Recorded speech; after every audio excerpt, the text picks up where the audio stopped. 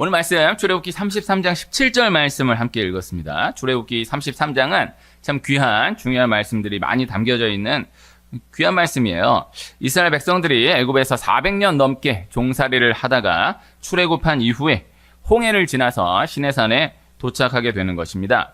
이 시내산에서 11개월을 머물게 되는데요. 그곳에서 모세가 하나님께 율법을 받게 되는 것입니다.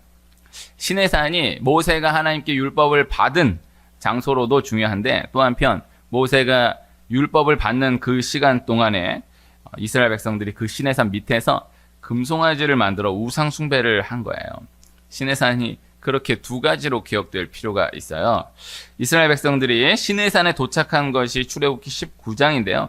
출애굽기 19장부터 시내산에서 받은 율법에 대한 내용들로 출애굽기 마지막 40장까지 말씀이 꾸려지는데, 그 가운데 이스라엘 백성들이 우상 숭배를 한 이야기와 이스라엘 백성들의 우상 숭배로 인해 이어진 이야기가 사이에 끼워져 들어가 있는 것입니다. 하나님이 우상 숭배를 한 이스라엘 백성들과 함께 하지 않겠다라고 하시는 거예요. 이스라엘 백성들을 아예 버려버리시겠다고, 다 죽여버리시겠다라고 하신 다음에, 그 다음에 겨우 하나님께 기도하여서 가나안 땅에 들어가게 해주겠다. 그러나 내가 함께 하지는 않겠다라고 하시는 거예요.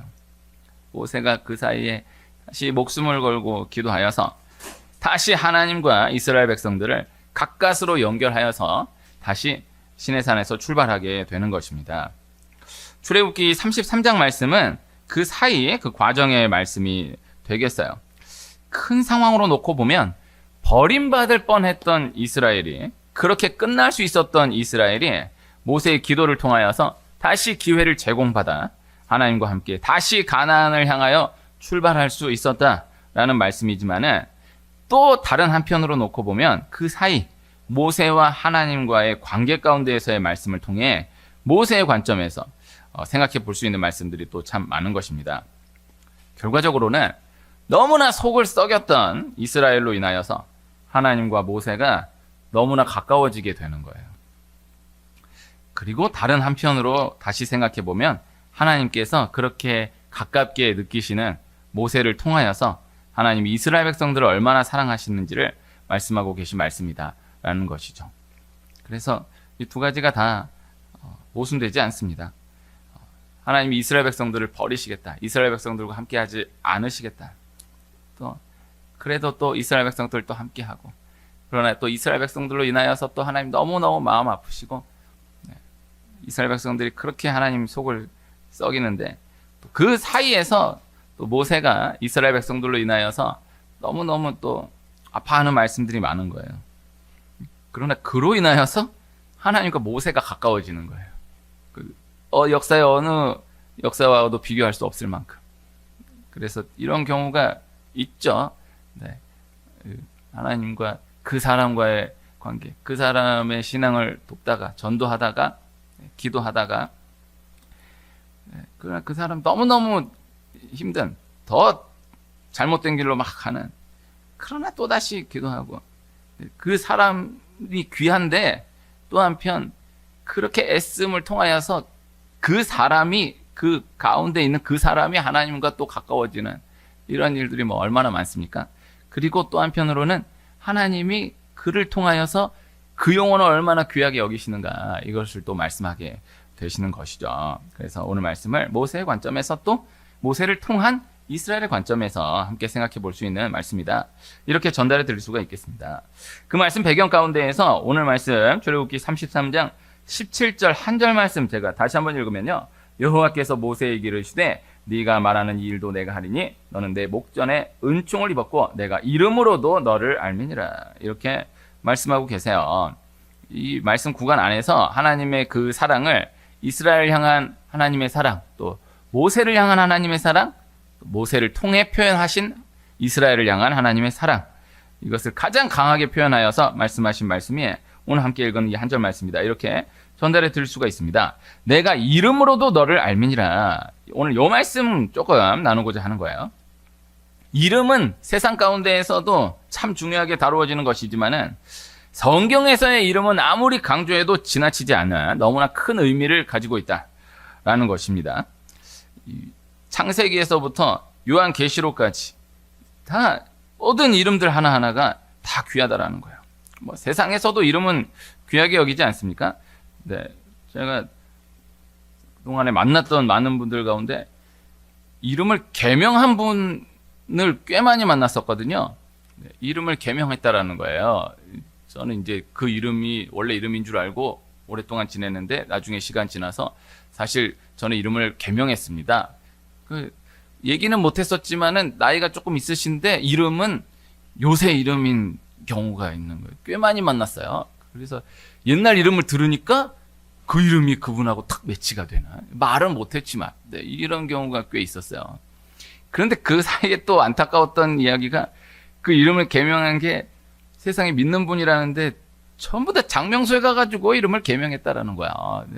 야, 이렇구나. 그래서 그 경험 하나. 그 다음에 저희 둘째를 낳았을 때 아내가 산후조리원에 그때는 있었는데 첫째는 산후조리원 안 했는데 둘째는 산후조리원에서 그래도 한 일주일을 지냈어요. 그런데 거기에 장명으로 유명한 분이 오신다고 하니까 세상에 그 산모들이 이러고 다 몇십 명이 나오는 거야. 야, 대단하구나. 참 그러면서 또 안타까웠던 것입니다. 그 우상 숭배예요. 네, 그래서 이 우상 숭배 가운데 가장 대중적인 그러나 또 가장 뭐 이런 게 뭐 우상 숭배겠어 하는 것이 장명이지 않은가 이런 생각을 해보았어요. 어쨌든 뭐 그만큼 세상 가운데에서도 이름은 참 중요하게 다루어지는 것이죠. 그러나 성경에서의 이름은 또 비교할 수 없는 너무나 큰 의미를 가지고 있다는 것을 전달해 드리는 것입니다. 창세기에서부터 요한계시록까지 성경 이름 하나하나가 다 의미가 있는 거예요. 그래서 성경을 꼭 한 번은 통독해야 하겠지만요. 한 번 통독이 통독해야 돼요. 그런데 그 성경 이름 66권 이름 정도는 외울 수 있어야 돼요. 그 이름 외우는 것만 해도 아주 큰 의미예요. 그래서 성경 이름이 그냥 지어진 이름이 아니니까 성경 이름이 다 그 성경 한 통을 묶어서 이름 하나로 지어지는 거예요. 이름 하나가 전체를 잡고 있는 이 구조가 성경이다. 이렇게 분명히 전달이 될 수가 있어요. 그리고 그 안에 성경 인물들, 성경 지명들 하나하나 다 그 이름들이 의미가 있다라는 것입니다. 그 의미 하나하나가 너무나 깊은 것입니다. 히브리어가 신기한 것이요. 인물 한 사람 이름 하나를 가지고도 전체가 풀어지게 되는 거예요. 신기하죠? 그 한 사람 이름 하나 딱 쥐면 그 사람 성경에서 말씀하고 있는 모든 이야기들, 차지하고 있는 모든 비중들이 그 이름 하나에 다 녹아 들어가 있는 것을 볼 수 있어요. 지명도. 지명 이름 하나 가지고도 전체가 풀어지게 되는 것이 참 많은 거예요. 열왕기서에 보면은 왕들이 세워질 때마다 그의 어머니의 이름은 누구더라, 그의 어머니의 이름은 누구더라 이렇게 꼭 끼워져 들어가 있거든요. 그런데 신기한 것은요, 그 어머니의 이름, 그 원어를 풀어보면은 그 하나하나를 보면은 그 왕이, 그 아들 된 그 왕이 다윗의 길로 갔는지 여로보암의 길로 갔는지가 그대로 풀어져요. 이 참 신기한 거예요. 이거 설명하기가 어려워요. 그러나 딱 그래서 열왕기는 다 왕들의 역사고, 뭐 당연히 왕은 다 남자니까 남유다에 이 쿠데타가 일어났던 그 여왕 외에는 다 남자로 쭉 이어져 가잖아요. 그러나 다 어머니의 이름으로 그 왕들이 풀려져 가는 것을 볼 수가 있는 거예요. 민수기 33장에 애굽 라암셋에서부터 가나안 길갈까지 42대, 42대 진 이름이 쭉 기록되어 있는 것을 볼 수가 있습니다. 그 진 이름 하나하나도 다 하나하나를 뜯어 살펴보면요, 그 진에서 하나님이 이스라엘 백성들로 하여금 어떠한 이유로 그 진, 그곳에 그만큼의 시간을 머물게 하셨는가가 그대로 풀어지게 되는 거예요. 이것도 신기한 거예요. 그래서 민수기 33장의 지명들 하나하나를 따서 보면 하나님이 이곳에서는 이 이야기를, 이 말씀을 준비하고 계셨구나. 이곳에서는 그래서 이 정도의 구간 동안을 머물 수밖에 없었던 것이었구나가 쭉 돌아봐지는 것을 볼 수가 있는 것입니다. 얼마 전에 새로 나온 성경 지명 사전이 있는데 이 책을 제가 선물로 받게 되었어요. 이거 뭐 몇십 장 못 읽었는데 하나하나를 볼 때마다 너무 재미있는 거예요. 신기한 거예요. 그 지명 하나하나 이름이 참 귀하다라는 것을 생각해 보게 되는 거예요. 뭐 요거 한번 적용적으로도 생각해 보면요. 이름이 귀합니다. 그 사람 이름이 귀하고요. 그 지명 이름이 귀하고. 혹시 위례이지 않습니까? 위례라는 그 지명도 그냥 지어진 이름이 아니잖아요. 네, 참 쉽지 않은 이름이었어요. 그러나 또 위례는 또 실체가 없어요. 네, 행정동으로는 다 위례인데 법정동으로는 또 위례가 없어요. 이 위례 참 신기한 도시예요. 신기한 이름이에요. 네, 그래서 또 그 행정동으로의 이름들도 다 의미가 있는 거예요. 하감동이다. 여기 뭐 거여동, 아래 창곡동, 복정동. 지난 주일 저녁 예배 나누면서 이삭의 우물 말씀 함께하면서 복정, 복된 우물. 이 복정이 복된 우물이구나. 복정동을 생각해 보면 복정동을 제가 아주 오래 전부터 알았는데 그때 위례 도시가 뭐 계획도 되게 한참 전이었죠.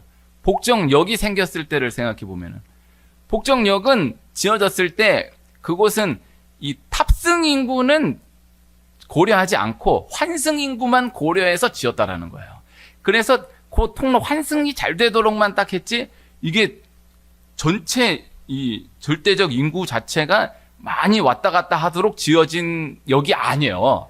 그런데 이게 위례 신도시가 들어서면서 이 전체 인구가 너무 늘어나게 된 거예요. 그래서 그거 가지고 고민하고 있다라는 그 기사를 본 적이 있어요. 복정이에요. 예, 복된 우물이에요. 네, 우물 처음 팠을 때는 그런 우물로 쓰여질 줄 몰랐는데 이게 나중에 아주 복된 우물로 네, 그렇게도 연결져 생각해 볼 수 있지 않을까? 그런 생각을 지난주에 해봤었어요. 어쨌든 다 그 인명, 지명 하나하나가 참 신기하다. 성경 이야기로 다시 돌아가서요. 중요한 이야기가 매듭 지어질 때마다 또 열려질 때마다 등장하는 족보가 있어요. 그 이름 하나하나가 다 귀해요. 누가 누굴 낳았다, 누가 누굴 낳았다. 그 이름 하나하나가 그냥 기록된 것이 없어요. 그리고 성전이 재건될 때 혹은 성벽이 재건될 때 또 영적인 많은 수고가 있을 때마다 성경이 이름 하나하나를 빠뜨리지 않고 다 기록하여서 말씀을 이어가는 것을 볼 수가 있는 거예요. 이름이 귀한 것입니다. 성경 전체로 돌아가서 생각해 보면요. 하나님이 아담을 창조하시고 혼자 사는 것이 좋지 않다고 보셔서 돕는 배필을 지으리라 말씀하시는 거예요. 그런데 실제 돕는 배필을 짓는 말씀이 나오기까지, 그러니까 돕는 배필을 지으리라 그리고 돕는 배필을 지었다라는 그 말씀 나오기까지 그 사이에 삽입되어 있는 말씀이 있는데 아담으로 하여금 하나님이 창조하신 모든 생물들의 이름을 짓도록 하시는 거예요. 아담의 돕는 배필을 지으신 그 말씀 안에 아담이 이름 짓는 말씀이 삽입되어 있다는 거. 이름을 짓다 보니까 이름 짓는 게 너무 어려운 거예요. 함께 이름을 지을 수 있는, 함께 일을 감당할 수 있는 사람이 필요하겠다. 이 돕는 배필에 대한 필요를 몸으로 느낀 거죠. 그 다음에 이름을 짓다 보니까 다 둘인 거예요. 모든 생물이 둘인 거예요. 그런데 나만 혼자인 거예요. 나도 함께 할 수 있는 한 사람을 하나님이 허락하셨으면 좋겠다. 이 몸으로 생각하게 되는 것이죠. 그 과정을 지나서 하나님이 돕는 배필을 허락하여 주신 거예요. 참 아름다운 말씀이죠. 귀한 말씀이죠. 뭐 그 외에 많은 의미가 있겠지만은요. 이름이 얼마나 중요한가. 어쨌든 그 안에 말씀으로 조명해 놓고 보면은 처음으로 부여받은 사명으로 감당했던 일이 이름 짓는 거였다라는 거예요. 이름이 얼마나 중요한가 이것을 생각해 보게 되는 것입니다. 아담과 하와가 이후에 에덴 동산에서 쫓겨나게 되는 때에 하나님이 아담을 통하여서 생명이라는 이름의 뜻에 하와라는 이름을 짓도록 하셨다라는 거예요. 이 역시도 이름이 얼마나 중요한가를 생각해 보게 하는 말씀이다라는 것이죠. 하와라는 이름이 에덴 동산에서 쫓겨날 때 생명이라는 이름의 뜻에 하와라는 이름이 에덴 동산에서 쫓겨나면서 지어졌다라는 거. 얼마나 참 뭉클한 이야기입니까? 에덴 동산에서 쫓겨났다 그 자체만 중요하게 생각할 수 있지만 하나님이 그러면서도 하와라는 이름을 주셨다라는 것, 생명이라는 이름을 주셨다라는 것, 그 역사를 통하여서 그 이후의 이야기들이 쭉 이어지게 되었다라는 것입니다. 하나님이 아브라함을 부르시면서 주신 말씀으로 생각해 보면 하나님 아브라함을 부르시면서 주신 말씀 가운데에 네 이름을 창대하게 하리니 라는 말씀이 있죠. 이름의 복을 주시는 것입니다. 그리고 아브라함의 이름이 아브라함이 이스마엘을 낳는 불순종을 저지르고 난 이후에 13년 동안 침묵하신 하나님께서 아브람에서 아브라함으로 이름을 바꾸어 주신 거예요. 그때 사라 역시도 사레에서 사라로 이름을 바꾸어 주신 거예요. 아브라함이 이스마엘을 낳은 것은 너무너무 치명적인 큰 잘못이었어요. 큰 실수였어요. 역사에 지금도 영향을 실제적으로 끼치고 있는 너무나 큰 실수였어요. 잘못이었어요. 비록 불순종으로 인해 하나님 앞에 그러한 큰 범죄를 저질렀지만은 그러나 그것을 두고 하나님이 아브라함에서 아브라함으로 사레에서 사라로 이름을 바꾸어 주셨다는 것. 하나님의 사랑을 생각해 볼 수가 있는 것입니다. 그리고 이스마엘로 들어가서 놓고 봐도요. 불순종으로 인해 태어난 자식이긴 했지만은 이스마엘 역시도 하나님이 그 이름을 하나님이 친히 지어주세요. 이스마엘이라 하라. 하나님이 이름을 직접 지어주세요. 성경 전체에 하나님이 직접 이름을 지어주신 사람이 몇 없어요. 이스마엘이라는 이름을 하나님이 직접 지어주셨다라는 거예요. 그리고 이 이스마엘, 결과적으로 이스마엘이 이스마엘대로의 축복을 허락하신 것을 이미 처음 이름이 지어졌던 그때로부터 생각해 볼 수 있게 된다라는 것입니다. 후에 약속의 아들 이삭이라는 이름 역시도 하나님 직접 지어주셔서 그 유업을 이어가게 하시고, 또 에서와 야곱이라는 이름도 담겨져 있는 뜻의 이야기들이 또 있지 않습니까? 재미있는 것입니다.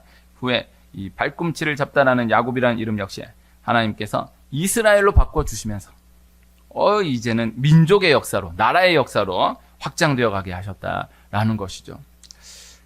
야곱의 12아들들 이름으로 들어가 보면 또 더 재미있고 신기한 이야기들이 많은 거예요. 네. 하나하나가 다 사연이 있는 거예요. 이거 뭐 다 생각해 볼 수 없지만은, 이름이 재미있어요. 귀해요. 레아가 지은 이름들은 다 귀해요. 네. 라헬이 지은 요셉이라는 이름은 더함이에요. 이거는 다른 뜻을 억지로 끼워 맞추기가 쉽지 않고 아들 하나 더 달라는 뜻에서 이름을 지은 거예요. 네. 그러나 오히려 레아가 낳은 아들들의 이름은 너무너무 귀한 거예요. 유다 찬송. 예수님이 유다 지파로 오신 그 이야기가 그냥 일어난 이야기가 아닌 것입니다. 이미 이름이 지어진 그때에 하나님의 이야기가 담겨져 있는 거예요. 뭐 다 생각해 볼 수 없지만은 야곱의 마지막 아들 베냐민을 한번 생각해 보면은, 라헬이 베냐민을 낳고 죽게 되죠. 그래서 베냐민을 낳고 죽으면서 그 이름을 슬픔의 아들이라 하여 베논이라 이름한 것입니다. 그러나 야곱은 아내를 잃은, 그 사랑하는 아내를 잃은 그 슬픔 가운데에서도 그 아들의 이름을 슬픔의 아들 베논이가 아닌 오른손의 아들 베냐민이라고 이름을 짓는 거예요. 야곱이 귀한 사람인 것입니다. 그 다음 요셉의 이야기로 내려가서 보면, 요셉이 13년 동안에 애굽의 종살이 또 감옥살이, 참 말할 수 없는 세월을 지나서 후에 결국 애굽의 총리로 세워지게 되면서 그 장자의 이름을 하나님이 내게 내 모든 고난과 내 아버지의 온 집 일을 잊어버리게 하셨다 하므로 므낫세라 이름하고, 그 차자의 이름을 하나님이 나를 내가 수고한 땅에서 번성하게 하셨다 하므로 에브라임이라 이름하는 거예요. 므낫세와 에브라임. 요셉이 그 아들의 이름을 통하여서 자신의 인생 전체를 고백하는 것이죠. 성경에 이러한 원리로 지어진 이름들이 참 많지만은 요셉의 아들 므낫세와 에브라임은 참 그 이름에 그 요셉의 그 수많은 말할 수 없는 그 모든 이야기들이 다 녹아져 있는 것을 생각해 보게 되는 것이죠. 그래서 그 이름이 지어진 이야기를 생각할 때마다 므낫세, 에브라임 참 은혜가 되는 것입니다. 제가 참 좋아하는, 존경하는 요새 그래도 젊은 목사님 가운데, 그분도 연세가 좀 있으시다고 보는데 요새는 다 오래 사시니까 이분은 아직도 젊은 목사님이라고 하시는데, 여기 세계로 금란교회라는 파주에 있는 교회에 주성민 목사님이라는 분이 계신데요. 이분이 부흥사예요. 요새 이런 부흥사가 잘 없거든요. 부흥회 자체가 많이 죽었으니까요. 부흥사는 이제 늘 본 교회에서는 설교 말씀으로 하시겠지만은 부흥회는 자기 레파토리를 가지고 다니는 거예요.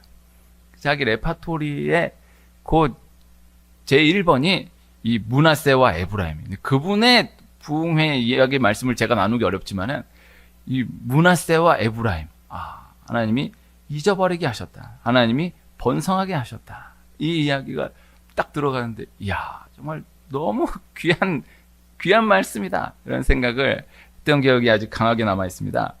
곧 자녀의 이름을 지으면서 그 이름이 녹아 들어가는 거예요. 저는 개인적으로 저희 아들 이름을 은찬이라고 지었거든요. 은혜 은자에 길일 찬자. 그래서 은혜를 기억한다라는 뜻에서 지었어요. 네.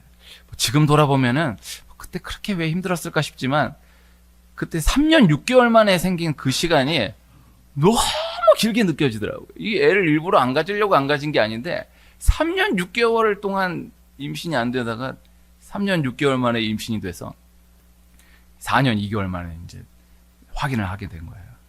어쨌든 임신이 됐다라는 것을 확인한 게 3년 6개월이었어요. 그거를 기억하고 이 4년 2개월 때 딱 태어난 다음에 은찬이라는 이름을 제가 받았어요. 이거 나누기가 아까운 말씀인데 저는 절대 꿈을 잘 안 꾸는데 제 꿈에서 이름을 받았어요. 이걸 뭐 믿거나 말거나인데 이제 이런 경험 몇 번 없는데 은찬이라는 이름을 받았어요. 그래서 은혜 은자의 길을 찬다. 은혜를 기억한다. 그래서 제 아들 이름 부를 때마다 내 하나님께 은혜를 기억해야 된다. 은혜를 잊어버리면 안 된다. 이 생각으로 사는 거예요. 저희 딸 이름은 은빈이라고 지었어요. 은혜 은자의 빛날 빈자. 은혜로 빛난다. 그래서 은혜로 빛나기를 소망하면서 그 이름을 또 기억하게 되는 것입니다. 이 요셉의 아들 므낫세와 에브라임, 이 이름 참 은혜가 되는 것입니다. 신약으로 넘어가면서 보면요, 이름이 얼마나 소중한가를 더 생각해보게 하는 말씀들이 훨씬 많은데, 구약에서의 인물들은 소수의 한 인물을 통하여서 전체 구간을 끌어가시는 거예요. 그러나 신약에 와서는 참으로 많은 한 사람 한 사람이 각각의 구역 구간을 담당하면서 구약의 어떠한 인물들보다 훨씬 더 많은 일들을 주도하여서 감당해내는 것을 볼 수가 있는 것입니다. 서신서를 보면 서신서가 맞춰질 때마다 문안 인사를 하는데, 문안 인사를 하면서 잠깐 기록만 되어 있는 그 한 사람 한 사람의 그 인물들의 이름이 영적으로 비교한다라고 하면은 구약의 어느 누구보다도 그 비중이 큰 거예요. 이름이 귀한 거예요. 성경에 이름이 기록되어 있다? 절대 그냥 기록된 이름이 단 하나도 없는 것이다 라는 것입니다. 신약 성경에서 뭉클한 이야기 두 가지만 생각해 보면, 예수님 베드로의 이름을 반석이라는 이름, 반석이라는 뜻의 이름 베드로로 예수님이 직접 지어주시는 거예요. 그 반석 베드로를 통하여서 하나님의 놀라운 이야기가 지금까지 이어져 오게 되는 것이죠. 그래서 이 반석 위에 내 교회를 세우리니, 이것은 이제 주는 그리스도시요 살아계신 하나님의 아들이시니이다. 이 신앙 고백 위에 교회를 세운 것이다. 우리는 당연히 그렇게 믿는데, 카톨릭은 이 반석 위에 내 교회를 세우리니 이것을 베드로 위에다가 교회를 세웠다라고 지금까지도 이어가고 있는 거예요. 베드로가 초대 교황인 거예요. 이거를 뭐 이렇다 저렇다 이야기하기 어렵지만 어쨌든 베드로가 참 그만큼 귀한 사람이다. 이렇게는 또 묵상해 볼 수 있으니까 예수님 그렇게 이름을 지어주신 것입니다. 그 다음 또 하나, 신약 성경에 또 뭉클한 이야기 하나가, 예수님의 얼굴 한번 보기 위해서 돌 무화과 나무 위에 올라가 있는 삭개오를 향하여서 여리고를 들어 지나가시면서 삭개오야 내려오라, 그 이름을 불러주시는 거예요. 예수님과 삭개오가 처음 만나는 그 순간, 삭개오는 그저 예수님 얼굴 한번 보고 싶었던 것 뿐인데, 그런데 예수님이 삭개오를 불러주시는 거예요. 삭개오의 이름을 불러주시는 거예요. 이건 그냥 지나가는 이야기인 것 같지만 이보다 더 큰 기적이 없는 거예요. 예수님 삭개오를 처음 보는데 그 이름을 아시는 거예요. 여기서 삭개오가 무너져 내리는 거예요. 예수님 나의 이름을 알고 계시는구나. 예수님 나의 이름을 불러주셨다. 여기에서 그 하나로 완전히 무너져서 큰 변화를 경험하게 되었다는 것이죠. 우리나라 현역 시인들이 꼽은 가장 좋아하는 시 1위가 김춘수의 꽃이라는 시입니다. 한 소절 읽어드리면, 내가 그의 이름을 불러주기 전에는 그는 다만 하나의 몸짓에 지나지 않았다. 내가 그의 이름을 불러주었을 때 그는 나에게로 와서 꽃이 되었다. 또 하나 나누고 싶은 시가 김소월의 초혼이라는 시의 한 대목인데, 산산이 부서진 이름이요, 허공 중에 헤어진 이름이요, 불러도 주인 없는 이름이요, 부르다가 내가 죽을 이름이요. 너무 참 다가오는 게 있지 않습니까? 함부로 해석하기 어려운 귀한 시라 생각합니다. 이름이 큰 것입니다. 이름만 남는 것입니다. 이름 하나에 모든 것이 담겨져 있다라는 것입니다. 그래서 이름 하나 딱 떠올리면 그 사람의 모든 것이 그대로 다 지나가는 거예요. 이 경험이 저 나름 분량 가운데 쌓여져감을 생각해 봤던 적이 많이 있었던 것입니다. 교회가 문화적으로 공헌한 중요한 한 가지가 여성들의 이름을 살려냈다라는 거예요. 이 제비족들이 여성을 유혹하는 중요한 하나, 그러니까 이 젊은 여성 말고 조금 요사이는 이제 시대가 너무 막혀져가지고 약간 나이가 좀 있는 여성을 유혹하는 중요한 하나는 이름을 부른다는 거예요. 네?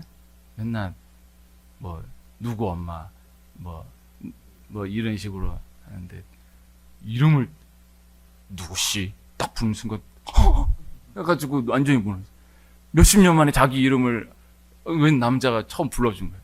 여기서 뿅 해가지고 무너지는 경우가 많다라는 거예요. 참 너무 한심한 이야기지만 이름이 얼마나 중요한가를 생각해 볼 수 있죠. 네, 그 감옥에 갇힌 사람이 맨날 몇 번으로 불림받다가 이름이 딱 불려지는 때가 있다라는 거예요. 잘 없는데 이야기를 나누다가 다 그 죄수들끼리도 그냥 몇 번으로 하는데 이름. 우리 교회 돕고 있는 기독교 소망교도소에 참 감명받았던 이야기 둘이, 하나는 죄수들과 교도관이 함께 한 자리에서 식사한다라는 거예요. 그게 몇십 년을 복역했던 죄수들이 거기서 너무 놀랬다라는 거예요. 같은 상에서 식사를 한다? 이 자기 죄수 역사에 없는 거예요. 그 다음 또 하나가 이름을 불러줬다라는 거예요. 여기서 딱 자기가 어떤 사람인가를 딱 생각하는 거예요. 그냥 계속 몇 달, 몇 년을 몇 번 지는 그냥 그 안에서 살았는데 딱 이름을 부르면서 이름이 딱 들리면서 자기 정체성을 기억하게 된 거죠. 교회가 여성들의 이름을 살려냈다라고요. 이게 문화적으로 공헌한 아주 중요한 역사예요. 다 교회 오면 이름 불러주잖아요. 누구누구 집사님, 누구누구 권사님 이름 불러줘. 이게 지금 당연한 건데 교회가 처음 들어왔을 때 그 문화를 생각해 보면은 이보다 체감되는 획기적인 변화가 없어요. 이름을 살려낸 거예요. 이름이 큰 것입니다. 한 20여 년 전에 제가 봤던 영화에 캐스터웨이라는 영화가 있는데 그거 다 설명하기 어렵지만 이름 말씀 나누면서 또 나눌 수밖에 없는 예화가, 그 주인공이 무인도에 표류됐는데 아주 오랜 기간을 혼자 살아가는데 그 배구공에다가 윌슨이라는 이름을 붙여준 거예요. 그 배구공을 옆에다 세워놓고 걔하고 얘기하면서 지내는 거예요. 윌슨, 나는 오늘 물고기를 잡았어. 윌슨, 나는 오늘 나무 열매를 따먹었지. 윌슨, 너도 잘 지내? 하면서 이거를 몇 달, 몇 년을 넘게 사는 거예요. 근데 드디어 준비해서 그곳을 탈출하게 되었어요. 그 윌슨을 탁 그 뗏목에다 딱 걸어놓고 윌슨과 함께 출발하는 거예요. 근데 풍랑을 만나서 이 윌슨이 떠내려가게 됐어요. 지금도 이 얘기를 하면 눈물이 나요. 그 윌슨이 떠내려가는 거예요. 근데 그 주인공이 윌슨을 잡기 위해서 애를 쓰다가 도저히 이건 자기가 죽게 생긴 거예요. 그 윌슨을 할 수 없이 떠나보내요. 윌슨 하면서 헤어지는 거예요. 내가 얘기하니까 감동이 없는데 이 영화가 진짜 감동적인 영화입니다. 그거 이렇게 밖의 시각으로 보면은 웃긴 거죠. 배구공인데 그런데 그 사람에 있어서는 윌슨이라는 이름이 붙여진 그 순간부터 그 배구공과 함께한 시간은 이건 누구에게도 설명할 수 없는 너무나 귀한 시간인 거죠. 이름이 귀한 것입니다. 이름이 큰 거예요. 그래도 신앙생활 하면서 개척 이후에 감당해 나가면서 가장 큰 행복은 이름을 두고 기도할 때의 행복이에요. 이름을 놓고 기도하는 거예요. 이름을 꼭 누군가를 위해 기도한다라고 하면요, 꼭 그 이름을 놓고 기도하시기를 축복해요. 그 제목을 놓고 이야기를 놓고 사연을 놓고 기도하는 것도 중요하지만은 이름 한번 부르는 그 기도의 능력이 있어요. 그냥 누구누구 아버지가 아프다고 합니다. 뭐 이렇게 기도할 게 아니에요. 그 아버지 이름을 알아야 돼. 그래서 목사님, 저희 아버지가 이런 일 있습니다. 그러면은 꼭 물어요. 아버님 성함이 어떻게 되세요? 그 이름을 기도해야 돼. 이름 부르는 그 기도의 능력이 있어요. 그래서 제 친구 누가 이런 어려움이 있는데 기도해 주세요. 그 사연 중요하지만 이름을 물어야 돼. 그 기도를 부탁받았다라고 하면 반드시 이름을 물어야 돼. 그래서 그 이름을 놓고 기도해야 돼. 그러니까 이름을 두고 기도할 때 주시는 은혜가 있어요. 이 교회를 해나가면서 제일 떨렸었던 때가 지금도 여기 와서 더 미래에 와서는 참 쉽지 않아요. 네. 처음 오신 분께 이름 물어볼 때 성함만 물어봐도 될까요? 네. 이름만 물어보길 원하는 거예요. 그 장안동에서는 다 이름 물어봤어요. 기어이 이름 얘기 안 한 분이 또 그래도 몇십 명 됐는데 위례 와서는 얼마 되지 않은데도 벌써 그 비율로는 이름을 모르는 분이 많이 지나갔어요. 세상에 잘 다니시다가 이름 물어봤다고 그 다음부터 아는 분도 계시고 이름 알려준 다음부터 또 못 본 분도 계시고. 그래서 내가 이름을 물어보는 게 오히려 아니겠다 하는데 지나놓고 보면 그래도 이름을 알고 있는 분과 아닌 분이 이게 내 마음이 너무 다른 거야. 너무 아쉬운 거야. 그 간직된 이름들이 많은 것입니다. 요거 이야기는 지금은 나눌 수 있는 이야기인데 개척하고 1년 반 정도 됐을 때 지금으로부터 몇 년 전입니까? 지금 개척하고 9년 반이 넘었으니까 개척하고 1년 반 넘었을 때인데 그때 새벽 기도에 한 남자분이 오셨어요. 근데 그 장안동에서는 새벽 기도에 예수님 안 믿는다는데 교회 안 다닌다는데 오셨던 분이 그렇게 꽤 많았어요. 여기 와서는 이제 사연을 못 물어보니까 뭔지 모르지만 그분이 오셨는데 한 번 예배 드렸어요. 한 번 이야기 나눴어요. 자기 꼭 목사님하고 이야기를 나누고 싶다는 거예요. 이야기 나누다가 자기는 이혼한 사람인데 저희 딸이 둘 있는데 저희 딸 있어서 기도해 주시면 좋겠습니다. 이 얘기 쭉 많이 하다가 그래서 제가 따님 이름이 어떻게 되세요? 해서 이름을 이제 들었어요. 그래서 이름을 들고 이제 그다음부터 몇 달을 못 만나는 거예요. 근데 그로부터 한 6개월, 7개월 지났는데 길에서 그분을 만나게 됐어요. 우연히. 딱 만난 다음에 제가 아무 생각 없이 반갑습니다. 이름 실명을 얘기할 수 없으니까. 그러니까 갑자기 그냥 무시죠. 누구 잘 지내나요? 딱 근데 그분이 거기서 딱 나자빠지는 거예요. 목사님 어떻게 아세요? 그때 얘기해 주셨잖아요. 나중에 또 다시 얘기하면서 지내보니까 자기도 자기 딸 이름을 까먹고 지낸 거야. 새로운 여자친구가 생겨가지고 이거를 겨를이 없어. 맞아, 나에게 딸들이 있었어. 딸들. 이분이 내 딸들의 이름을 아나. 여기에서 무너진 거예요. 그럼 내가 거기서 그분이 놀라는 걸 보고 내가 너무 놀랐던 그 기억이 있어요. 그로부터 또 몇 달 함께하고 헤어졌던 기억이 있는데, 이름이 귀하구나. 이 기억이 참 강하게 남아 있는 것입니다. 이사야 49장 16절 말씀 제가 읽어드리면요. 내가 너를 내 손바닥에 새겼고 너의 성벽이 항상 내 앞에 있나니. 오늘 말씀 제목으로 손바닥에 새겨진 이렇게 정했어요. 오늘 말씀 간단한 말씀입니다. 하나님이 이름을 기억하고 계시다라는 것입니다. 그 이름을 새겨놓으셨다라는 것입니다. 오늘 함께 읽은 말씀, 이름으로도 너를 알미니라. 이름 아는 거 당연한 거 아닌가? 이름도 모르면 되나? 그렇잖아요. 그 관점으로 풀어지는 말씀이 아니고 이름으로도 너를 안다라는 것, 하나님이 다 알고 계시다라는 것, 너무나 깊이 알고 계시다라는 것, 이 말씀인 거예요. 또 하나의 다른 방향에서 말씀 하나 읽어드리면요. 출애굽기 6장 3절 말씀, 내가 아브라함과 이삭과 야곱에게 전능의 하나님으로 나타났으나 나의 이름을 여호와로는 그들에게 알리지 아니하였고. 하나님이 모세에게 처음 하나님의 이름을 말씀하셨다라는 거예요. 창세기부터 출애굽기 모세 때의 말씀은 시간으로 보면은 모세보다 전의 이야기지만요. 그러나 기록된 것은 모세로부터 역으로 기록된 말씀이거든요. 하나님이 모세에게 여호와의 그 이름을 처음 말씀하셨다라는 거예요. 하나님 모세를 얼마나 사랑하시는지, 하나님 모세를 얼마나 귀하게 여기셨는지를 그 증거로 생각해 볼 수 있는 말씀인 것입니다. 구원은 예수 그리스도 그 이름을 믿는 믿음으로 받습니다. 기도는 예수 그리스도 그 이름으로 인하여서만 드려질 수 있는 것입니다. 하나님 우리에게 그 이름을 주신 거예요. 천국은 나팔 불 때 그 이름이 불려진 그 사람이 들어가게 되는 거예요. 천국 문 앞에서 그 이름이 기록된 그 사람이 들어가게 되는 거예요. 이름이 귀한 거예요. 하나님이 나의 이름을 기억하고 계시다라는 단순한 진리를 기억하고 그 하나를 귀하게 여길 수 있는 은혜가 있기를, 또 어떠한 상황 가운데에서도 주의 이름이 기억되기만 하면, 주의 이름이 고백되기만 하면 반드시 열어가시는 모든 은혜를 이미 준비하고 계시는 하나님을 실제적으로 믿고 경험하며 나아가는 이 은혜가 있기를 축복합니다.